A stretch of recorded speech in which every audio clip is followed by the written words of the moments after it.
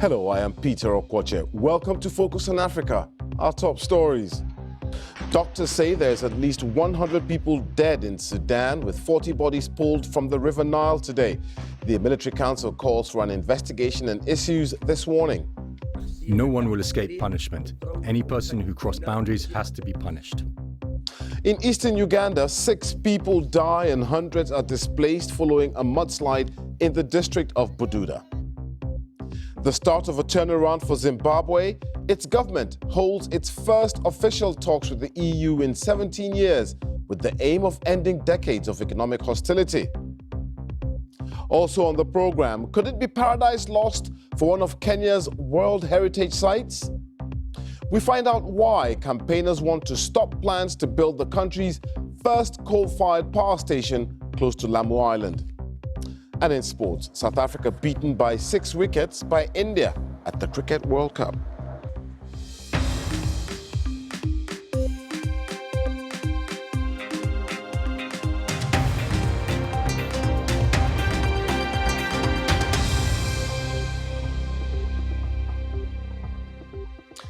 Thanks for joining us here on Focus on Africa from BBC World News. The death toll from the recent violence in Sudan is now at least 100. That's according to the Sudanese Doctors Committee. The number includes 40 bodies they say were pulled from the River Nile. On Wednesday morning, the country's military rulers seemed to have had a change of heart and offered to resume negotiations with opposition protesters. Saudi Arabia, an ally of the military, now says it is watching developments in Sudan with concern. The BBC's Catherine Biarohanga is in Khartoum. The injured keep coming into hospitals in and around Khartoum. Surgeons say they've been working relentlessly for days. The latest outbreak of violence began when security forces broke up the main protest area, something they said they would not do.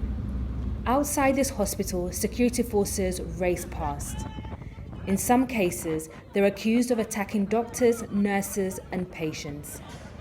It's pretty quiet here in the city centre, but out in the neighbourhoods, we understand that the RSF militia are beating, whipping, and even shooting at civilians. Also, shocking allegations that some of the victims have been thrown into the River Nile. Doctors claim 40 bodies have been found floating. Protesters have been building barricades and roadblocks near their homes. They say it's for their own protection against the security forces. But this could also be the start of a new mass protest movement, similar to the one that led to the overthrow of President Omar al-Bashir. This 44-year-old general is accused of being behind the violence against protesters. He heads the feared RSF militia, a group he formed out of the Janjaweed militia that attacked civilians in the Darfur region. Hemiti, as he's often called, now says it's a shadowy group carrying out crimes against civilians and not his men. The conspiring group will not get through to the Sudanese people. Now, we're warning from here, warning to all Sudanese people that there are false vehicles in their neighbourhoods, in disguise as the RSF, threatening and attacking people. Officially, Sudan's military rulers say they're willing to reach an agreement with opposition groups. But this violence has broken the little trust that existed between them. Catherine Biarohanga, BBC News, Khartoum. A special report for you now on World Environment Day. Campaigners in Kenya are hoping to stop plans to build the country's first coal-fired power station close to the Lamu Island World Heritage Site. Lamu is close to Somalia and the Kenyan coast, and a Chinese-funded multi-billion-dollar port and development project is underway. But critics say it would be a white elephant and question whether Kenya needs coal power, as Alistair Leathead now reports. For centuries, little has changed on Lamu Island. The dhow sailing boat's a reflection of its Arab trader heritage. It's quiet, isolated, and has largely been left alone in the decades since Kenya's independence. But the way of life, not least for the fishermen, has been under threat since the day the mangroves started being pulled out and the Chinese dredging ships arrived. Fishermen say breeding areas and coral reefs were destroyed as a channel was cut and sand dug out for building. Here in a remote corner of Kenya is stage one of a $25.5 billion project. A superport, an oil terminal, road and railway links, an airport, a resort city and a coal-fired power station. This is the area allocated for the power station. The locals call it the box. Many have been evicted, but some are hanging on, waiting for compensation. We were told we'd be paid and moved to another piece of land, he said, but up to now we've not been paid. They're growing maize for food and to pay for the children's education in the meantime. And in Lamu town, there's a worry about the impact on the air, the ocean and the culture. This is Lamu, a World Heritage Site. Raya and other activists have been challenging the development throughout, especially the power station. We are wondering why they want to implement this project, because we have signed a green agreement at Paris. Our president signed that. But down here they want to implement this disastrous project, and we are really worried. And this is not something that's unique to Kenya. Around the world at the moment, there are hundreds of coal-fired power stations being planned or being built, despite the various international commitments to combating climate change. Stop the construction of new coal plants by 2020. We want a green economy, not a grey economy in the world. The Kenyan government wouldn't comment on a case still being challenged in court, but if built, it'll increase the country's carbon emissions sevenfold, breaking a promise to cut them. And it'll have even more impact on this historic place. Alistair Leithed, BBC News, Lamu Island. Let's take a quick look now at other stories making the headlines across Africa. 8 Egyptian police officers have been killed in a militant attack on a checkpoint in Egypt's northern Sinai Peninsula. 5 militants were also killed in an exchange of gunfire, while others escaped and are being pursued by security forces. The attack took place west of the city of El Arish. Rights group Norwegian Refugee Council has released its annual list of the world's most neglected displacement crisis, with Cameroon at the top of the list. The conflict in the country has so far uprooted 500,000 people in the southwest and northwest of the country. Cameroon is followed by the DR Congo, Central African Republic and Burundi on the list. The Islamic State group has claimed a presence in Mozambique for the first time, announcing that its militants had repelled an army attack in the north of the country. Over the past year, attacks by Islamist militants in northern Mozambique have forced more than 1,000 people from their homes. And Nigeria's ambassador to the United Nations has been chosen as the next president of the UN's General Assembly. Tijani Mohamed Bande was elected to head the organization for a year starting in September. Ambassador Mohamed Bande is the second Nigerian to preside over the General Assembly. 6 people have reportedly died after a river burst its banks following heavy rains overnight in Uganda's eastern district of Bududa. A resultant mudslide due to the raging waters has swept across several villages in the area. The Ugandan Red Cross says the number of people dead is likely to rise as many people remain trapped under the mud and others are unaccounted for. Our reporter Diejan has more on the story. The landslides occurred in Butebulo and Bunamwamba villages in Buwari sub-county at around 1 o'clock this morning after a 3-day downpour. Local authorities estimate that hundreds have fled their homes and sought shelter in churches, mosques, or are with their relatives. A 1-kilometer-long crack formed in one of the villages. The injured have been taken to a local hospital, and government says it will give the bereaved $133 to meet burial costs. Local authorities warn that if the rain continues, there will be further cracks on the slopes of Mount Elgon. According to government, more than 100,000 people living in the area require urgent relocation. Bududa witnessed its worst landslides 9 years ago, in which more than 300 people were killed. Last year's landslide killed 40 people. The government began resettling survivors of last year's landslide in May this year, but it faces shortage of funds and, in places, resistance from people who are attached to their ancestral land. Dear Jean, BBC News, Kampala. This is Focus on Africa from BBC World News with me, Peter Okwache. Still to come on the program, after qualifying for their first ever FIFA Women's World Cup, Jamaica's reggae girls are hoping to dance their way to the trophy. That's in sports.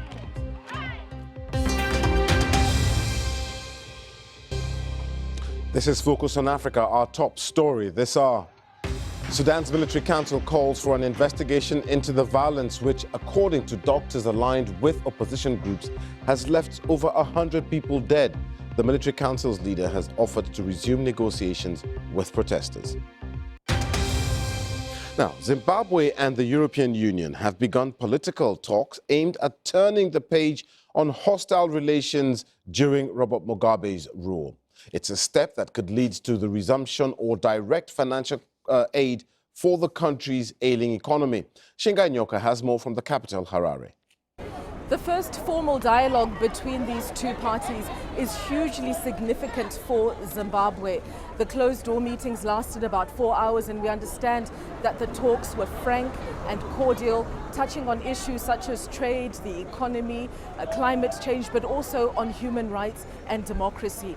The relations between the European Union and Zimbabwe strained under former President Robert Mugabe, resulting in sanctions over alleged human rights abuses. The EU says it believes that under the new President Emerson Mnangagwa, the situation has improved somewhat. We think that the government is serious with this reform agenda, and we've seen positive steps taken in terms of the constitutional alignment, and new legal proposals are coming up, and that testifies about the seriousness of the government of moving forward.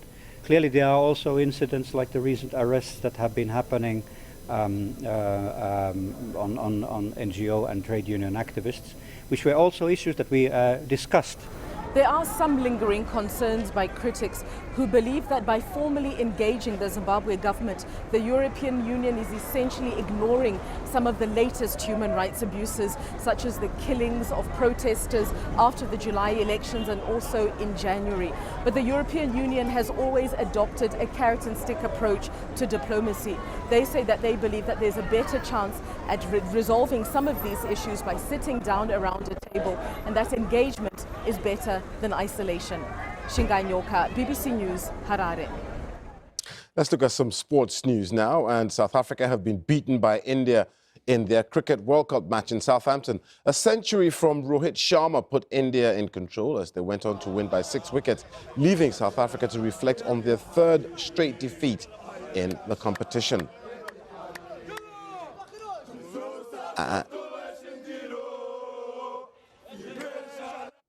Now, an emergency meeting by the Confederation of African Football to look at the fallout from the CAF Champions League final on June 1 has continued into today. Supporters of Esperance and Wydad Casablanca have been protesting outside the Paris Hotel where the meeting is taking place. Esperance won the Confederation of African Football showpiece last week when Moroccan club Wydad Casablanca wouldn't continue playing because their equalizer was disallowed and there was no video replay available. The players hadn't been told the VAR system wasn't working. After a long delay, Esperance was awarded the Champions League title and earned a spot in the Club World Cup. But now Esperance fans are concerned the result could be overturned or the match replayed. The BBC's Piers Edwards is in Paris. Piers, bring us up on the latest. Well, Peter, in the last few minutes, in this very room where the Confederation of African Football's Executive Committee met, and this is where Ahmad, the president, would have met, the decision was taken to replay the final, a very controversial decision, real anger from some of the supporters of Tunisia's Esperance outside this room when the verdict was announced. But the top line is that the second leg will have to be replayed. The first leg, which ended 1-1, will stand. That means the second leg will start at 1-1. The match will be played after the Africa Cup of Nations. The Nations Cup kicks off in Egypt on the 21st of June, ending on the 19th of July. So that will be the timescale after which the match can be played. And the players from Esperance are going to have to return the medals that they believed they had won and the trophy that they had believed they had won. It took over 5.5 hours for this meeting to be determined today.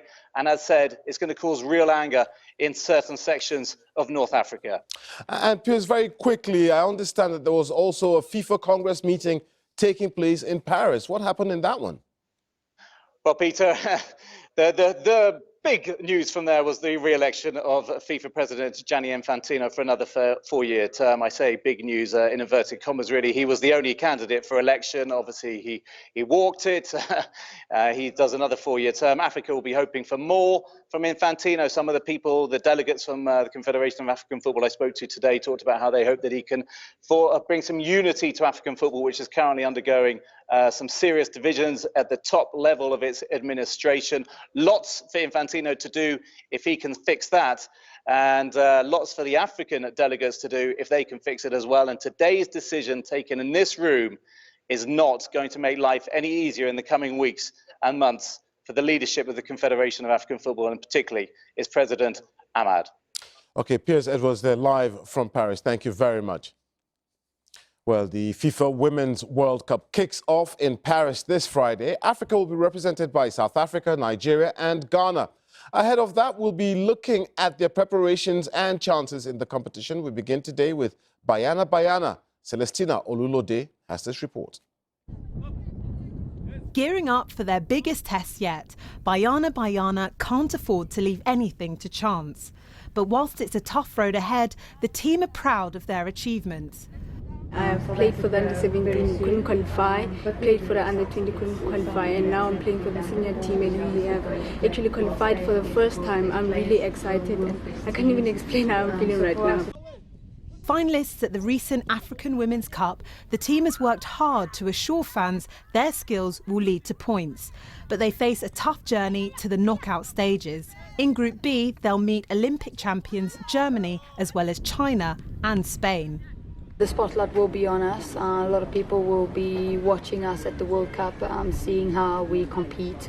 But I think we shouldn't put too much pressure on ourselves. It's our first time going to compete against the world's best players and world's best teams. And we just need to go out, put up good performances and make our country proud. And they'll also have to fight to come out on top of the two other African teams taking part. Cameroon and Nigeria, who's competing for the 5th time, will also be vying for the trophy. But for the team's captain, the growth of women's football is a victory for all. Especially after the national team qualified for the World Cup, all eyes are on women's football in our country and all over the world. The FIFA Women's World Cup have been broadcasted in our country for past 10 years, and it's amazing to see that finally South Africa will be out there competing. In just over a week's time, the tournament gets underway. Bayana is clearly dedicated, but as World Cup first-timers, they'll have to prove they have the skill to win. Celestina Olulode, BBC News. Well, another team that will be making its debut appearance at the tournament is Jamaica. The Reggae Girls have had a long journey to France. After 17 difficult years on the fringes of international football, the team was disbanded in 2008. But with the support of Cedella Marley, that's Bob Marley's daughter, the team was restarted in 2014. Now, 5 years later, they are on their way to their first Women's World Cup. And don't count out the Reggae Girls overcoming the odds once again, despite the fact that they are the lowest ranked team in the competition. I mean, just look at them, dancing like they already won the World Cup. Brilliant stuff. Love it. Now, what's it like to graduate alongside your mother? That's just what happened when Amina Ahmed and Mahmoud and her Somali mother, Falhad, who came to the US as a refugee after her husband was killed. Raising her 2 daughters on her own, she decided to enroll in a master's degree class in the 50s alongside her daughter. Take a look at this. Not many people can say that they did this with their parent.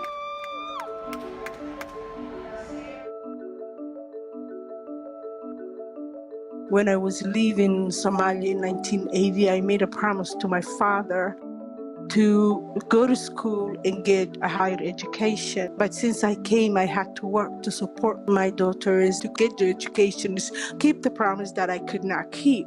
My daughter decided that I should go back to school. She felt like it's something that I wanted in my heart, and she said I should have. One day she told me, come with me, and she took me to the campus, to the bookstore, and she showed me the classes that I was going to attend the following week. It was a complete surprise.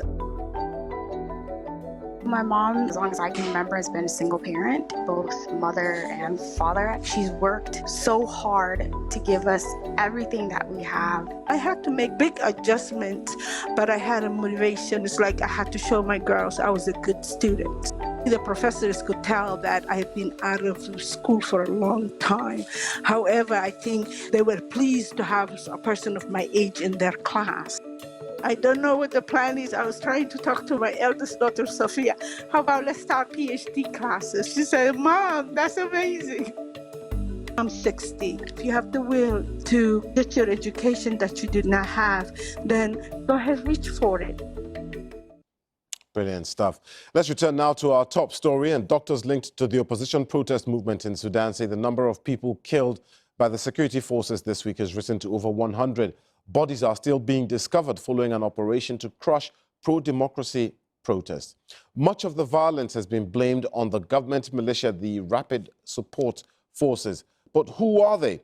Our Africa security correspondent Tommy Oladipo joins us now from our studios in Nairobi. So, Tommy, who are the RSF? Well, the Rapid Security Forces are a paramilitary group that are under the National Intelligence Services in Sudan. Going back in time, they were a group of militiamen that were used by the government of President Omar al-Bashir to crush rebellions in different parts of the country. But in that time, they were also accused of carrying out atrocities, and human rights campaigners have gone on even till this day to blame them for that. But in 2013, they were formalized, they were restructured and sort of brought into the formal sector and became part of the official security forces. Tommy, I'm afraid we don't have much time, but Saudi Arabia now says that it is watching developments with concern. Will this jolt the military leaders in Sudan, given that Saudi Arabia are one of their biggest backers? I think it has already jolted these leaders, and that's why we've seen the turnaround, the about turn in just a matter of a day when the military had said that they would not talk to the opposition protesters, and all of a sudden they changed their minds and said, okay, fine, they will have these talks again, and they're open to talks with a mediator. But it's clear that not all the entire military council is in on this. The RSF leader, who's the deputy head of this military regime, seems a bit skeptical and has raised his reservations about this. And has there been any reaction from the protesters, the ones protesting outside that military camp, to this new line from the government that they are open to negotiations? The protesters have dismissed any option of talks with the government, with the military government. They're saying that they will not do anything of that sort. They want the military to step down. But with all the international pressure that's coming in, the international community saying that people, both sides should be open to talks. Probably things might change over the next few days. We'll have to wait and see. Okay. But as things stand, the situation is pretty tense in Sudan. Okay, Tommy Oladipo, they're live from our Nairobi studios. Thank you very much. Now, don't forget that you can get in touch with me and the rest of the team. I'm on Twitter @Okwoche. But for now, from Focus on Africa and all its crew, thanks for watching. See you again very soon. Goodbye.